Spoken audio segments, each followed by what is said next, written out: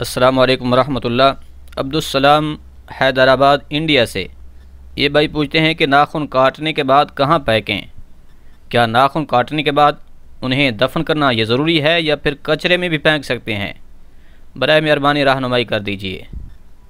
देखें भाई, इसके बारे में हमें कुरान और सुन्नत से कोई रहनुमाई तो नहीं मिलती कि नाखून काटने के बाद कहाँ फेंके जाएं। लेकिन याद रखिए, कुरान और सुन्नत का मिजाज ये है कि कुरान और सुन्नत इंसान और इंसानी आज़ा की ताज़ीम का कायल है। अब बाल या फिर जो इंसानी नाखून हैं, ये भी बहरहाल इंसानी जिस्म का एक हिस्सा ही होते हैं। इसलिए इन्हें लैट्रीन में फेंकना या फिर घर के सहन में फेंक देना ये निफासत के भी ख़िलाफ़ है और इंसानी ताज़ीम के भी ख़िलाफ़ है।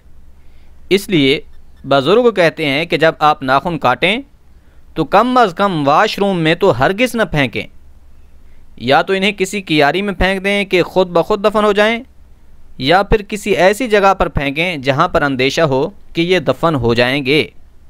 लेकिन इनके मुताल्लिक़ इतना ज़्यादा उलझने की भी ज़रूरत नहीं है कि 6-6 महीने तक नाखून लिए फिर रहे हों। हमें समझ नहीं आ रही कि हम कहाँ फेंकें। ऐसी तकलीफ़ की बिल्कुल भी इजाज़त नहीं है। लिहाजा ख़ुलासा ये ठहरा कि ऐसी गंदी जगह पर भी न फेंकें जो निजास्त वाली होती है, क्योंकि ये नाखून या बाल इंसानी उज़्व का हिस्सा होते हैं, ताकि इनकी तौहीन न की जाए और फिर इनकी इतनी ताज़ीम भी न की जाए कि इन्हें शीशे की डबिया में बंद कर लें। बल्कि कोई दरमियानी राह इख्तियार करनी चाहिए। और इसमें लोग बेहद टेंशन लेते हैं कि जी इन्हें दरिया में डालना चाहिए। बाज़ कहते हैं कि समंदर में बहा दो, नहीं तो तकलीफ़ें आएंगी, मुश्किलात का सामना करना पड़ेगा, मुसीबतें आ जाएंगी।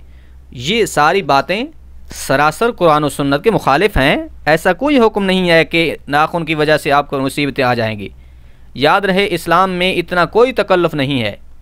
भाई ऐसे ही इसे मट्टी में फेंक दें, इसके मुताल्लिक़ ज़्यादा टेंशन न लें। अब नाखूनों की वजह से कोई मुश्किलात, कोई परेशानी, कोई मुसीबत नहीं आने वाली। ऐसे ख़यालात को जहन में हरगिज़ मत लाइए। उम्मीद है बात समझ आ गई होगी।